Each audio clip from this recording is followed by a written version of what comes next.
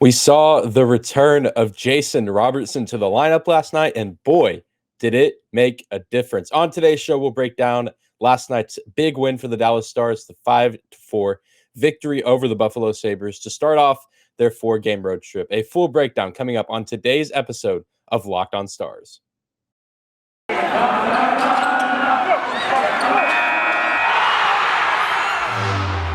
Your Locked On Stars, your daily podcast on the Dallas Stars.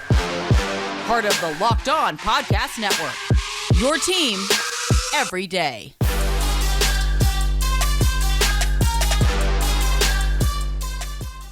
Howdy, Stars fans. Welcome back to the Locked On Stars podcast, the only daily podcast covering the Dallas Stars, part of the Locked On Podcast Network.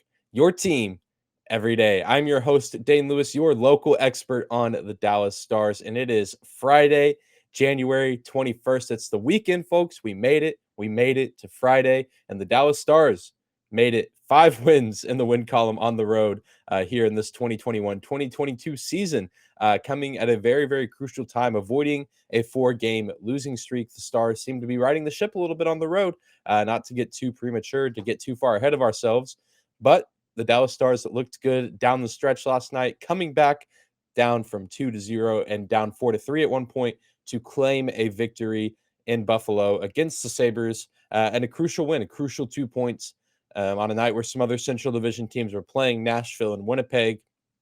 Just a really, really good night. Pretty intense game. Pretty scary game down the stretch. Didn't know if the Stars were going to be able to hold up in their defensive zone at the end there, but Braden Holtby made some really nice saves, and the Stars overall did a pretty good job outside of losing a few of those faceoffs, but did a good job clearing the zone and making it difficult for Buffalo to score a goal there at the end. But overall, liked what I saw for the most part, and we're going to break it all down on today's show. But before we get into all of the good stuff that we need to talk about today, I do want to take a moment and say thank you for stopping by today's episode of Locked On Stars. Whether this is your first time here or you are a recurring listener, thank you for making Locked On Stars your first listen of the day. Be sure to subscribe and follow the Locked On Stars podcast wherever you find your podcast at, whether that's on YouTube or your favorite podcasting platform. The show is always 100% free, no matter where or how you listen. And you can also rate and review if you like what you hear for no cost as well. And you can also find me on Twitter at Dane_Lewis and the show on Twitter at Locked On Stars. Be sure to give us a follow on both those pages. But without any further hesitation, let's get right into last night's game. And I think the biggest takeaway is just Jason Robertson as a whole. Jason Robertson making his return to the lineup, like I said, to open the show. And it is Jason Robertson's season, baby. Man, it was so nice to see him back in the lineup after missing the past couple games with a lower body injury. Seems like he didn't really miss a beat. It didn't seem like he was too affected by whatever kind of injury this was. Probably just a little bit banged up, as does tend to happen in the sport of hockey. As physical as it can be, sometimes you take some shots, especially to the lower body. But Robo seemed back, didn't really seem too hindered by any kind of injury. And it may sound foolish to say, but I think, at least for me, and maybe some of you feel this way as well, I think I'm just now realizing how valuable Jason Robertson is to this team.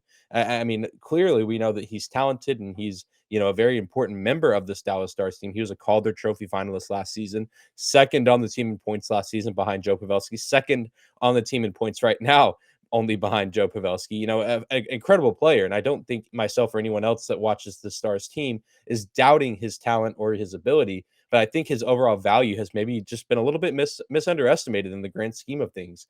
He missed these past couple of games, but then he comes back to last night's game and makes a huge impact. And I mean, an unquestioned impact, earning my star of the game without a doubt, with honorable mentions to Braden Holtby in the third period. And of course, Tyler Seguin, who we'll talk about a little bit later. Got the Seguin jersey up behind me because he played fantastic last night. But I digress about Seguin. We'll talk about him later. We're going to talk about Jason Robertson right now. He did score Dallas's first goal of the game to help keep the game in reach. The Stars were down 2-0 early off some critical mistakes from the Stars, giving Buffalo a little too much room to score. I feel like that was something that was being harped on throughout the broadcast, especially from Razor, that the Stars were just playing some very soft defense whenever Buffalo was shooting the puck.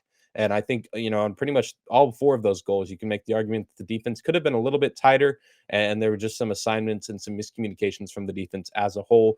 But Jason Robertson scores the critical first goal of the game off a John Klingberg shot originally, but Klingberg and no one else actually gets the assist. I guess it bounced off another Buffalo player or two, and then Robertson gets control of the puck, shoots it, gets an unassisted goal, but it was huge because it helped keep the Stars in the game. Down 2-0, it seemed like things could have gotten out of hand very early, and the deficit could have been too great for Dallas to overcome. But Robertson made it happen. And he also made it happen later in the game with a crisp pass to Rupe Hintz to make the game 3-2.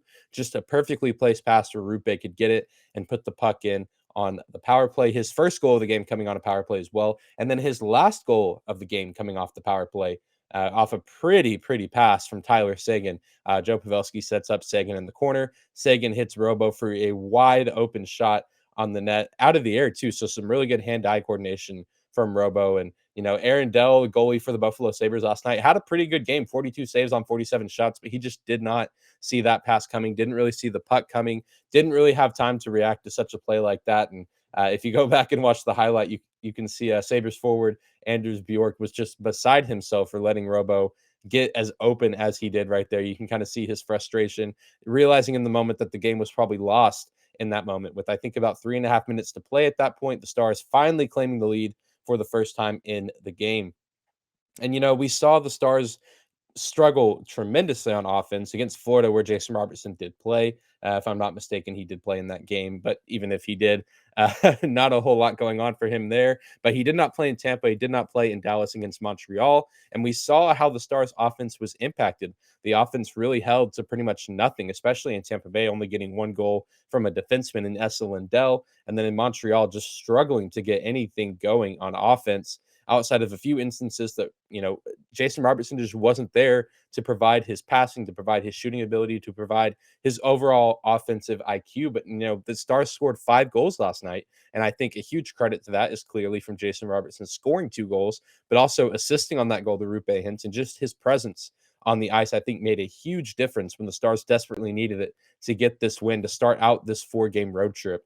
And, earlier this year, I made my, Rupe Hintz for Hart case, which now I think is an irrelevant take. I still think, that Rupe Hintz is a great player. He's very valuable to this team. As we saw him scoring that goal last night, he put himself in position to get that pass from Robo to score the goal. So I'm not undermining Rupe Hintz by any stretch of the imagination. I just don't think that he's playing quite, as consistent and as on fire as he was during that 7-game win streak earlier this season. But maybe later on in his career, he'll be a true Hart candidate or an Art Ross candidate, maybe even. But I think as of right now, you have to say that Jason Robertson is the most valuable player on this team. And I feel like it just keeps rotating between Rupe, Joe Pavelski, and Jason Robertson. I feel like during that 7-game win streak, it was Rupe Hintz. And then a little bit after, Joe Pavelski kind of went on a tear, still playing really well. Joe Pavelski gets an assist in last night's game. So everyone on that top line recording at least 1 point. But Jason Robertson right now is just playing on a whole other level. And when he's on the ice for the Stars team, he's truly a difference maker. And it feels like they can go toe to toe with anyone that they play. And I think that's been the case for the Stars, especially when they had that whole top line out there. But it seems as of right now that Jason Robertson is really that missing piece. And so I feel like, the narrative might continue to change depending on who's on fire. But I think at this moment in time right now, Jason Robertson is truly the most valuable player to the Stars and to their offense. And we got to hope that whatever this lower body injury was is truly behind him, which last night it seems like it was as of the time of recording this. All signs point to him playing tonight against Detroit. Hopefully, with it being a back-to-back, he's able to still be healthy and able to be fully mobile and still able to produce the way that he did last night in Buffalo, because we desperately need him. I think even in those 2 games without him against Tampa and Montreal, the top line kind of looked a little bit disjointed without him, and clearly so. I mean, they're trying to build chemistry with a guy who isn't typically playing on that line, and Jacob Peterson or whoever else is out there sharing time with them. And so I think he's a key piece to that top line. He's a key piece to the Stars team, a key piece to this Dallas Stars franchise in general. I mean, I don't think it's an overreaction based on what we've seen from him in his 1.5 seasons with the Stars to say, pay him whatever he wants at contract time, because this guy is the real deal. And he's got a bright future with this franchise if he's able to keep up what he's been doing over the past 1.5 years.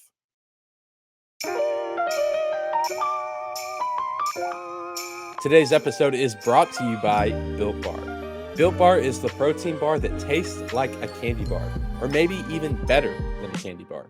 Built Bar makes it easier to stick to your New Year's resolution because it tastes so good you'll want to eat it. Unlike other protein bars, which can be chalky, waxy, or taste like a chemical spill.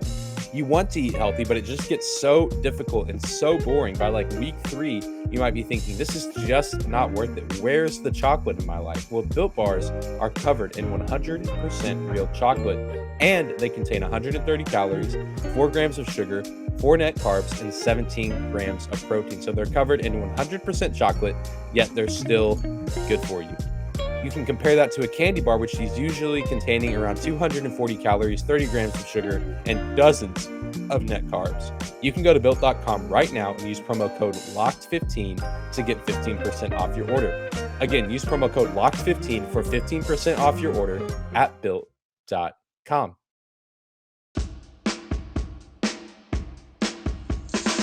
Moving on to the next segment of today's episode of Locked On Stars, your first listen of the day. Want to take a moment and talk about another thing I really liked from this performance from the Stars last night, and that was their power play, which I think has been lacking a little bit over the past few games. You know, we talk about the non-special teams for the Stars as of late. The penalty kill still not looking fantastic. They did give up a power play goal to Buffalo early in the game. I believe it was their first goal of the game that Buffalo got on the board because of the power play, pretty quick into the power play as well. Or maybe it was their second goal. I can't remember off the top of my head. Regardless, nice of them to at least get 2 penalties killed later in that game. I think Buffalo went 1 for 3, but the power play had been a little bit lackluster on that road trip in Florida, been lackluster in that game against Montreal up until the end of the game when Joe Pavelski got a goal, but it was finally back, and it was back in full force against Buffalo. The Dallas Stars went 4 of 5 on the power play in last night's win, and so much of the success of the power play, I think, came off the chaos that was being created around the Sabres net. You know, you look at that first goal of the game, originated from a John Klingberg shot, like I said earlier, and even though it bounced off a few other players, Jason Robertson is able to get control of the puck, shoot it, and get a relatively easy goal. And so I think that you can give a lot of credit to Klingberg for taking that shot, noticing all the bodies in front of the net, noticing that, you know, Dell, the goalie there, was going to have trouble kind of raking it in, raking it in, if you will.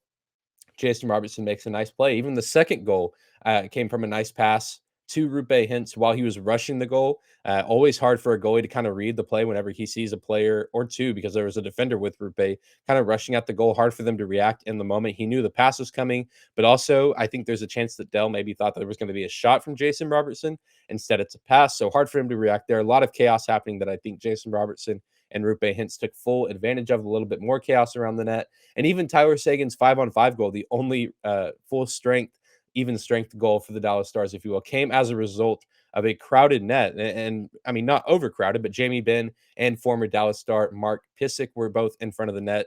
Tyler shoots the puck, I think maybe intending to get a redirect off Jamie, but the puck misses Jamie entirely and bounces off the back of Pickett's jersey into the net. Again, Tyler taking advantage of a little bit of, you know, hustle and bustle in front of the Sabres crease and being the beneficiary of it. That goal tied the game for the Stars. They would eventually surrender, you know, another goal to the Sabres, but then they wouldn't look back and score 2 unanswered goals after that sequence. And so it was really nice to see Dallas finally be rewarded for the amount of shots they were putting up, you know, over like 100 attempted shots against Montreal, not all of them on goal, obviously. But even tonight, you know, what they put up 47 shots on goal. If I'm not mistaken, I think that Dell had a career high 42 saves. I think Josh and Razor were saying on the broadcast that his career high was, I think, 41, and now he had 42 saves last night. So it was nice to see the Stars finally getting rewarded for their relentless effort offensively, for shooting the puck. They hit the crossbar a few more times in last night's game, which is oh so frustrating whenever that happens, because it means you're so close. The goalie missed it. It got by the goalie, got by the defenseman, but you were just inches from finding the back of the net. And overall, I think, you know, you just can't question the effort from the power play and even just the 5-on-5 game. There were so many guys looking to score tonight. A lot of guys had some really, really good opportunities. Jamie Benn with 4 shots on goal. Radek Faksa with 4 as well. He had some really, really close encounters at the front of the net. Radek Faksa seems due for a goal just about any day now. Been a minute since we've seen him score, but he's been playing very well as of late. Jason Robertson, 5 shots on goal. Rupe Hintz with 5 shots on goal. Denis Gurianov with 8 shots on goal. Dennis, another guy like Radek Faksa, who had some really, really nice looks playing on that second line with Tyler and Jamie. They've been looking really good ever since, you know, pretty much coming back from the COVID hiatus. Ever since those guys have started playing since then, and they've all been able to be on the ice together, Seguin, Ben, and Gurionov. They look fantastic. Gurionov, another guy who I thought was due for a goal at any moment in this game. Tyler Seguin in his own right, 5 shots on goal.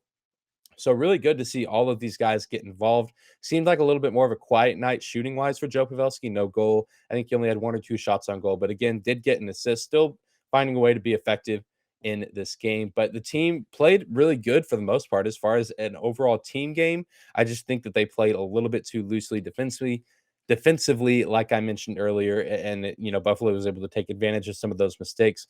But I think it was a nice change of pace from that Montreal game to see Dallas finally, get some chemistry and connection going with a relatively healthy roster, still missing Andrew Sekera and Alexander Radulov, which hopefully we'll see those guys back soon.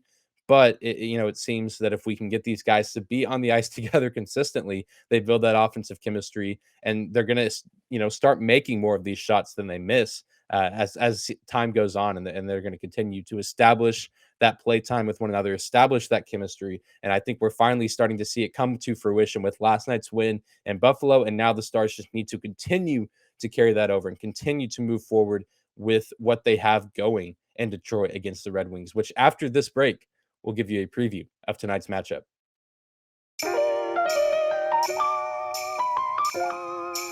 Today's episode is also brought to you by BetOnline.ag. BetOnline would like to wish you a happy new betting year as we continue our march to the playoffs and beyond. BetOnline remains the #1 spot for all the sports wagering action for 2022. It's a new year, and there's a new updated desktop and mobile website where you can sign up today and receive your 50% welcome bonus on your first deposit. Just use our promo code LOCKEDON to get started. From football, basketball, hockey, boxing, and UFC, right to your favorite Vegas casino games, don't wait to take advantage of all the amazing offers available for 2022. BetOnline is the fastest and easiest way to wager on all of your favorite sports. BetOnline.ag, where the game starts.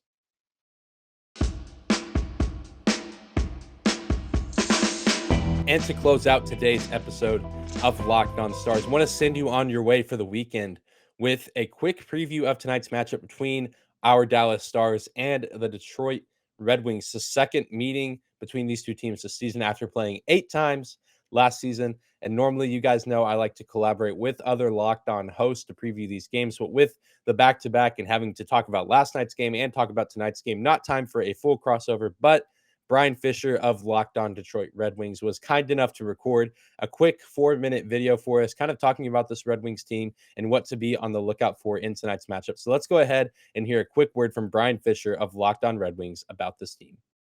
Hey, Locked On Stars Nation, it's Brian Fisher, host of Locked On Red Wings, and I'm here to give you a quick preview of what to look out for when your Dallas Stars take on my Detroit Red Wings at Little Caesars Arena on Friday night.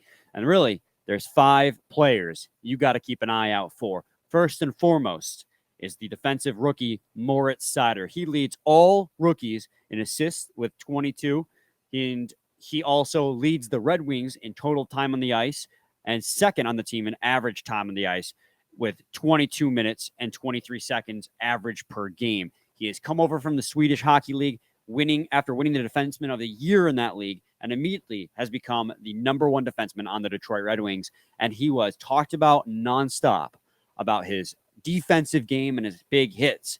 Coming over with him was a sneaky offensive upside. He facilitates offense anytime he's on the ice and uses his size and his surprisingly smooth stride to shut down opponent offensive rushes at the same time. You also got to look out for Lucas Raymond, who leads all rookies in total points with 32 on the season, and he's second among rookies in assists and second among rookies in goals. He is the complete package as well, playing on a line with Dylan Larkin and more recently Vladislav Nemesnikov as well, as they slide Tyler Bertuzzi down to the second line. He has been a lethal weapon for the Detroit Red Wings and quite a surprise. Even Steve Yzerman admitted he wasn't expecting Lucas Raymond to be as explosively good as he is as soon as he is. The third rookie you got to look out for is the one they traded for from Carolina, Alex Nedeljkovic, who retained his rookie status after being a Calder finalist last season. He leads rookie goaltenders with save percentage at .918 and wins at 12. He has been dynamite in the net. This team is 1 game above 500, and a lot of that is due to Alex Nedeljkovic keeping the Detroit Red Wings in games they definitely should not be in. There have been multiple times this season. You can look at the West Coast road trip the Detroit Red Wings were just on as a perfect example. There were 2 games in that West Coast trip where the Red Wings looked like total garbage. But if it were not for Alex Nedeljkovic, that game would not be close.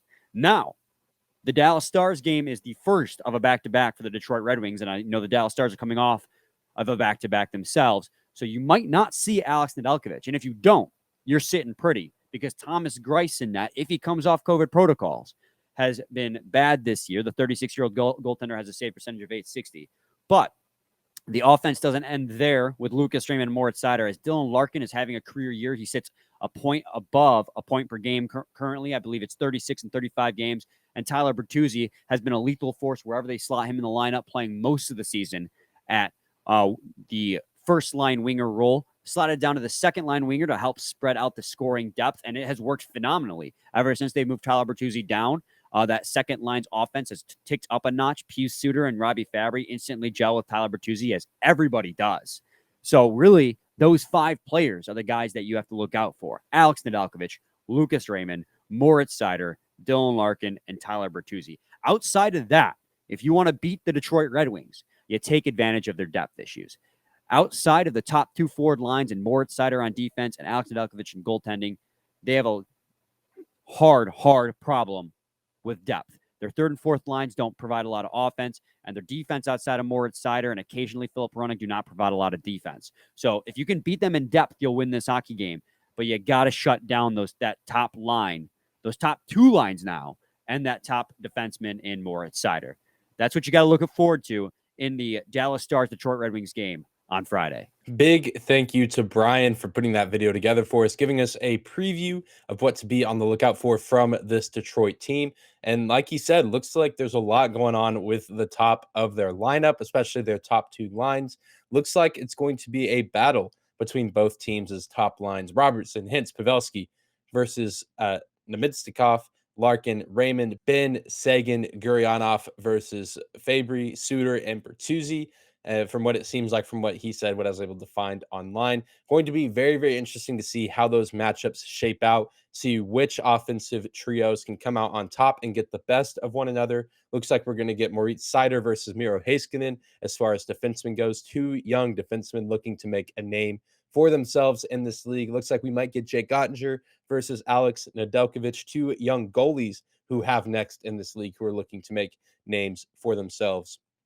Hopefully, we'll see Alex Nedeljkovic just because I say that selfishly because it would be entertaining, but also it seems like the Stars offensively would be better off if they don't see Nedeljkovic. And we'll see if the Red Wings save Nedeljkovic for the second game of this Detroit back-to-back. They have the Stars at home, and then on Saturday, they'll hit the road and head to Nashville to take on the Predators. So it'll be interesting to see whether or not they play Nedeljkovic against the Stars or the Preds. So be on the lookout for that. But we're going to see Jake Ottinger in net against Detroit, with Holtby playing a full game last night.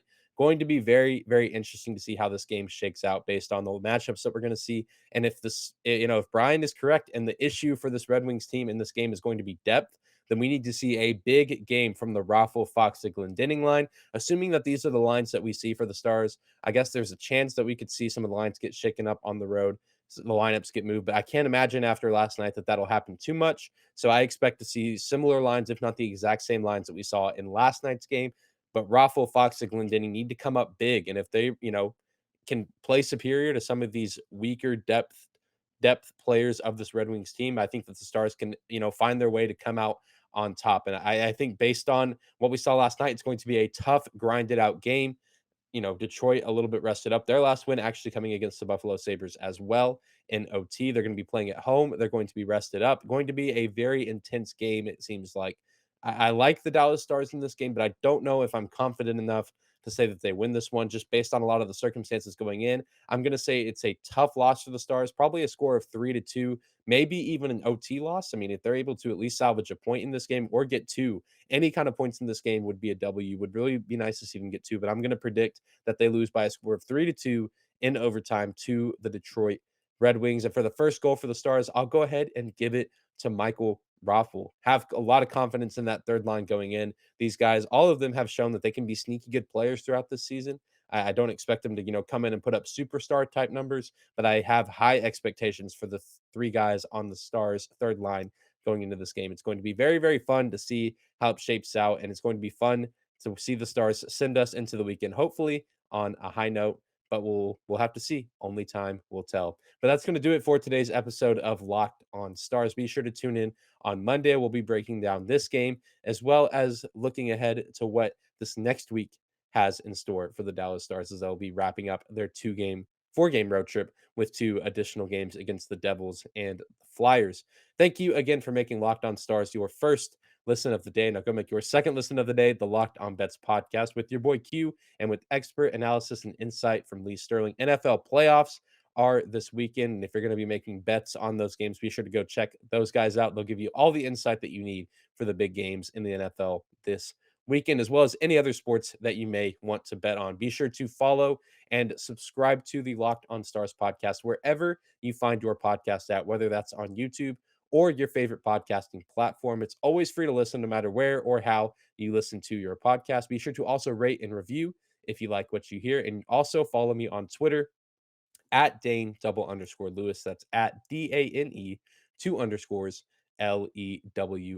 You can also find the show on Twitter at Locked on Stars. Be sure to give us a follow there as well. But thank you guys so much for listening. Hope you have a fantastic weekend, Stars fans. We will see you back here on Monday.